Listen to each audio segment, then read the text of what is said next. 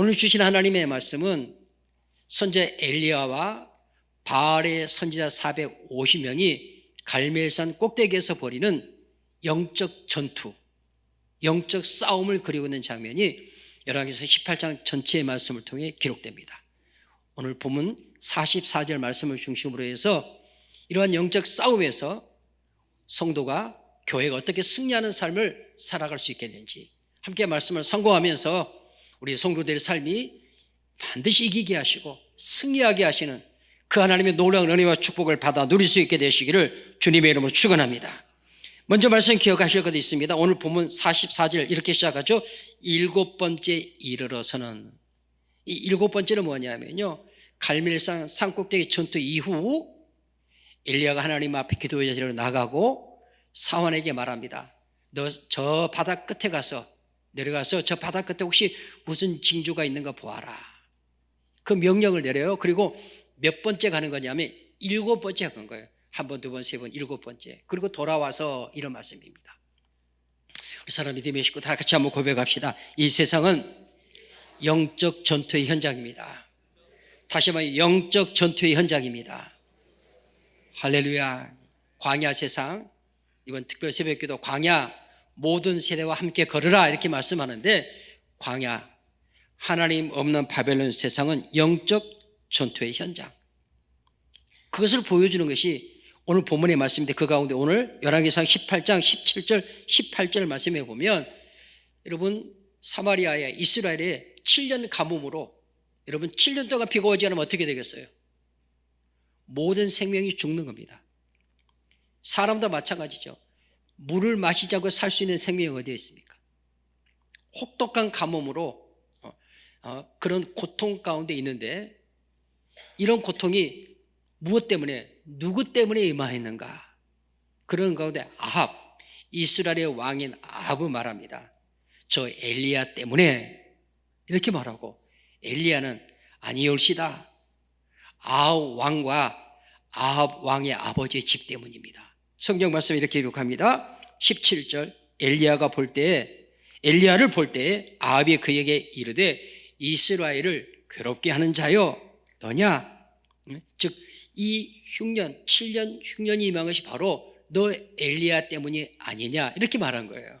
그러자 엘리야가 대답합니다. 그가 대답하되 내가 이스라엘을 괴롭게 한 것이 아니라 당신 아합과 당신의 아버지의 집이 괴롭게 하였으니, 어떻게 괴롭게 했어요? 이는 여호와의 명령을 버렸고, 우리 한번 같이 고백합니다. 여호와의 명령을 버렸고 당신이 바알들을 따랐습니다. 따라합니다. 바알들을 따랐습니다. 이런 흉년, 이런 하나님의 심판이 하나님의 언약 백성인 이스라엘에게 임한 것은 당신 아합과 당신의 집안이 하나님의 말씀을 버렸고, 그리고 그 신 바알을, 우상을 따랐기 때문이다 라고 엘리야가 아합에게 이야기를 하는 겁니다. 경론이 벌어졌습니다. 그리고는 마침내 바알의 선지자 450명, 아세라의 선지자 400명을 갈멜산으로 모이게 합니다. 그리고 그 산 꼭대기에서 과연 바알이 참 신인지 아니면 엘리야의 하나님 여호와가 참 신인지 거기서 한번 결판을 내자. 불꽃 튀는 영적 전투의 현장이 갈멜산 꼭대기에서 펼쳐지는 겁니다. 열왕기서 18장 20절 22절 말씀 보시면, 아합이 이에 이스라엘 모든 자손에게 사람을 보내어 선지자들을 다 갈멜산으로 모읍니다. 엘리야가 모든 백성에게 가까이 나아가 말합니다. 너희가 어느 때까지 바알과 여호와 사이에서 갈팡질팡하리느냐, 뭐뭐뭐 하리느냐. 여호와가 만일 하나님이면 하나님을 따르고 바알이 만일 하나님이면 너희는 바알을 따를지니라. 이스라엘 백성들이 하나님의 언약 백성임에도 불구하고 분명한 하나님 앞에서의 그 하나님의 백성으로서의 정체성을 지키지 못하고 있었다는 것을 보여주는 겁니다. 갈팡질팡. 바알이 진짜 하나님인가? 여호와가 진짜 우리 하나님인가? 엘리야가 말하는 거지요. 백성들이 한마디도 대답하지 아니한지라. 한마디도 대답하지 않았다는 것은 무슨 말이에요? 그들이 그런 마음으로 가득 채워져 있었다는 것이잖아요. 여러분, 이것은 하나님께서 엘리야를 통해서 말씀하실 때 그 말씀을 듣는 열왕기상 18장의 이스라엘 백성들의 모습이기만 할까요? 시간 하나님 앞에 예배를 드리는 저 자신과 우리 모든 성도들의 마음의 중심을 보시는 이가 여호와 하나님이신 줄로 믿습니다. 하나님께서 우리의 생각과 우리의 마음을 들여다보시면서 너 왜 갈팡질팡하느냐? 하나님을 섬기든지 아니면 세상을 따르든지 바알을 따르든지 필요에 따라서 오른쪽으로 갔다가 아니다 싶어도 왼쪽으로 가고 또 아니 왼쪽으로 오른쪽으로 옮기고 그렇게 갈짓자 행보를 하면서 너희들이 있으니 그렇게 말씀하시는 말씀이 저와 여러분을 향한 주의 말씀이 아닌가 이 살펴볼 수 있게 되시길 바랍니다. 그러는 가운데 22절 엘리야가 백성이 이르되 여호와의 선지자는 나만 홀로 남았으나 바알의 선지자는 450명이로다. 450대 1의 전투가 갈멜산 꼭대기에서 펼쳐지는 겁니다. 우리 사랑하는 믿음의 식구들, 우리가 분명히 알아야 될 것인데 그것은 뭐냐면요, 영적 전쟁의 전범은 사탄 마귀라는 사실을 잊지 마시기를 주님 이름으로 간절히 부탁을 드립니다. 할렐루야. 영적 싸움의 전범, 그 전쟁의 주역은 누구냐면요, 마귀 사탄이에요. 그 중에서도 가장 격렬한, 가장 치열한 영적 전투가 벌어지는 현장은 어디냐면요, 교회예요. 예배의 자리예요. 마음의 중심을 하나님을 경외하기를 원하는 저와 여러분의 심령 속에 사탄이 끊임없이 공격한다니까요. 우리 사랑 믿음의 식구들, 이러한 영적 전투에서 어떻게 승리할 수 있겠습니까? 우리 한번 같이 고백합니다. 영적 전투에서 승리하는 길은 오직 기도입니다. 자, 오직 기도입니다. 한 번 더 오직 기도입니다. 오늘 말씀 가운데 7번째 이르러서는 그가 말하다. 여기서 그는 누구냐면요, 엘리야의 사환이에요. 사환, 종이죠. 엘리야가 명령합니다.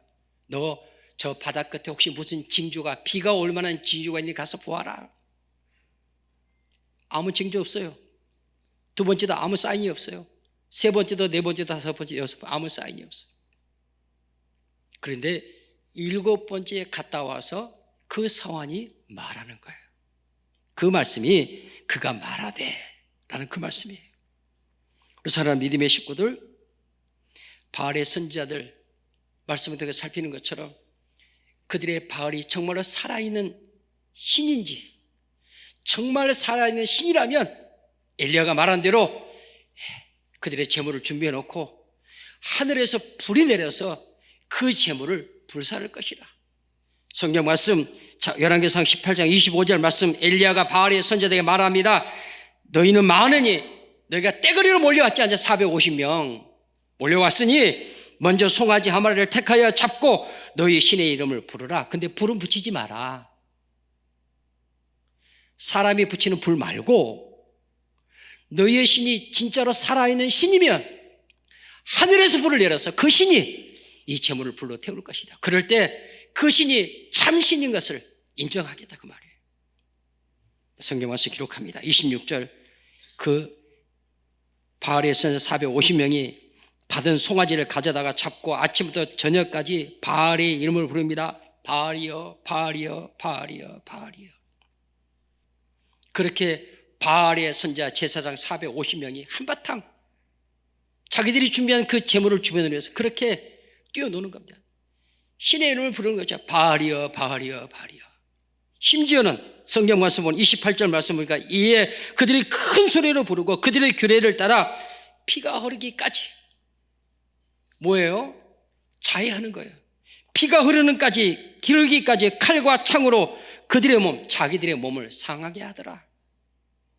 여러분 어떻습니까? 주의 말씀을 통해 보는 것처럼 29절 말씀, 이같이 하여 정오가 지났고 그들이 미친 듯이 떠들어 저녁까지 소제를 드리기까지 이르렀으나, 한번 따라합시다. 아무 소리도 없고 응답하는 자나 돌아보는 자가 아무도 없었더라. 아무도 없었더라. 성경 기록합니다. 아무 소리도 없고 아무도 없었더라. 왜 그럴까요? 성경이 설명을 해요. 예레미야 10장 14절 15절 말씀에 가면 선지자 예레미야를 통해서 말씀합니다. 사람마다 어리석고 무식하도다. 은장이마다 은으로 우상을 만드는, 장색을 만들어서 은장이마다 자기의 조각한 신상으로 말미암아 수치를 당하나니. 아니, 자기가 신상을 만들어 놓고 그 신으로 그들이 스스로 수치를 당하느란 말이에요. 수치를 당하나니 이는 그가 부어 만든 우상은, 따라합시다, 거짓이요. 자, 우상은 거짓이요. 그렇죠? 우상은 거짓이요. 그 속에는 무엇이 없어요? 생기가 없습니다. 금과 은으로 부어 만들어서 할지라도, 세상에서 가장 귀한 보석을 동원해서 부어 만들었다 할지라도 그 속에는 생명이 없어요. 태산보다 높은 우상을 만들어 놓았어도 그 속에는 생명이 없어요.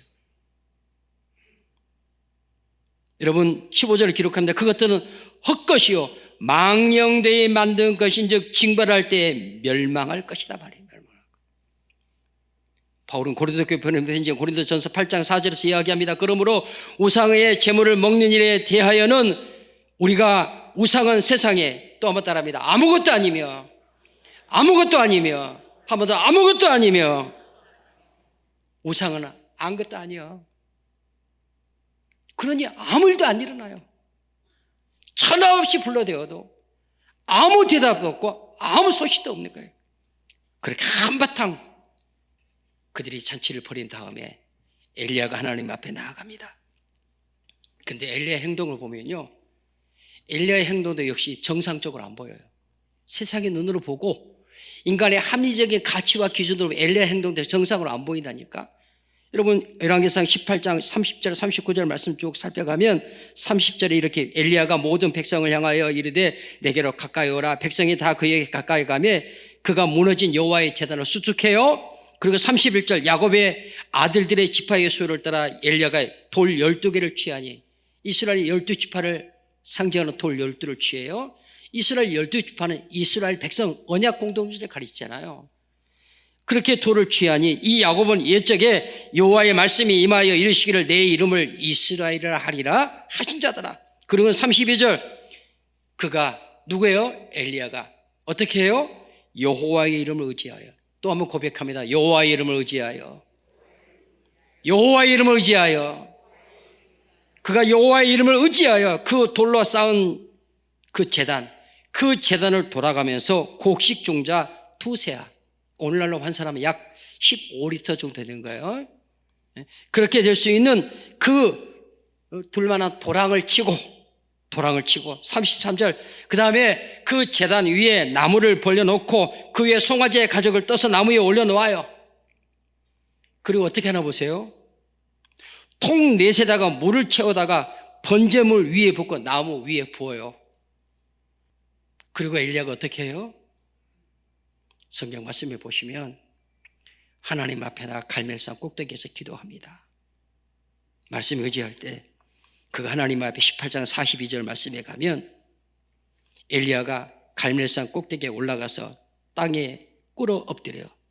한번 따라합시다. 그의 얼굴을 무릎 사이에 넣고, 다시 한번 그의 얼굴을 무릎 사이에 넣고, 그리고 하나님 앞에 기도하는 거예요.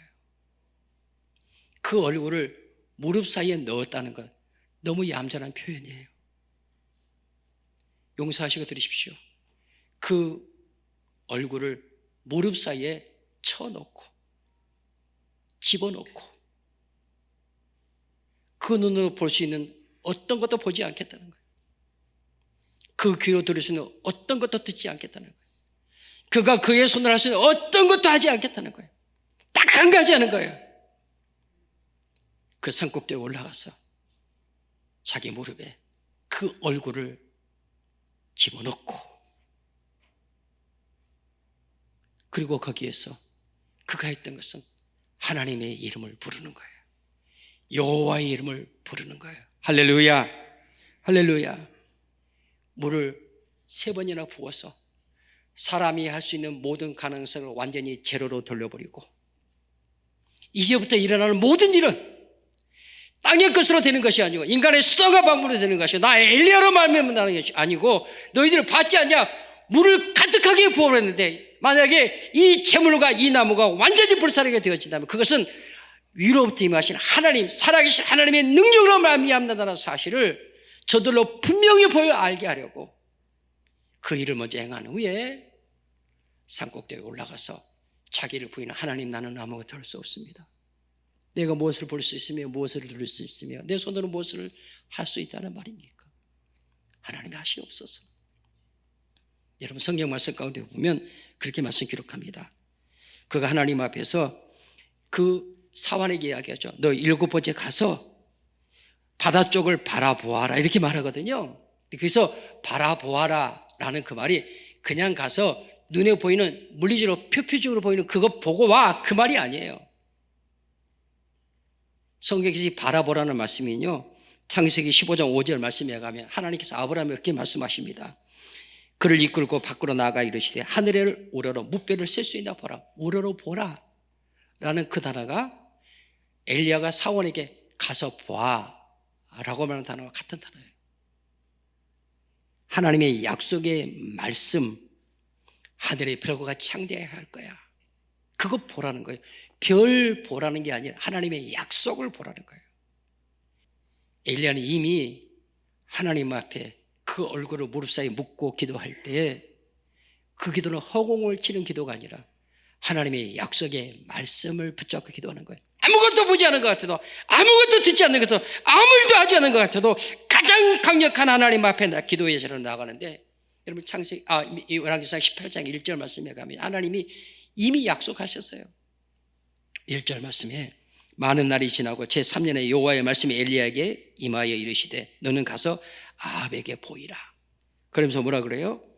따라합시다. 내가 비를 지면에 내리리라. 이 갈멜산 전투가 있기 전에 하나님이 이미 약속했어요. 엘리야야 너 가라. 네가 아니라 나 여호와가 지면에 7년 가뭄, 그 가뭄으로 죽는 죽음에서 내가 비를 내려 너희 민족, 너희 백성을 살리리라. 아멘. 이 약속의 말씀을 엘리야가 이미 받았단 말이에요. 그가 하나님 앞에 엎드려 기도하는 거예요. 1번, 2번, 3번, 6번, 그리고 7번째. 무슨 말이에요? 하나님께서 이미 약속하시고 약속하신 그 말씀을 그대로 이루실 것을 믿는 그 믿음으로 하나님의 때 하나님의 방법으로 하실 거다. 아무 일도 없는데요. 생각해 보세요. 사원도 그렇죠. 한두 번도 아니고 6번이나 갔는데 구름 한 탱이도 안 보여요. 구름 무슨 구름이야. 7번째 가니까 손바닥만한, 아니 그 넓은 하늘에 그 손바닥만한 구름이 무슨 의미가 있겠어요. 엘리야께서 보고하니까 엘리야가 곧 아합에게 뭐라고 말합니까? 왕인 아합이여 곧 큰 비가 올 것이니까 그 비에 떠밀려 내려가지 않도록 빨리 마차를 타고 돌아가십시오.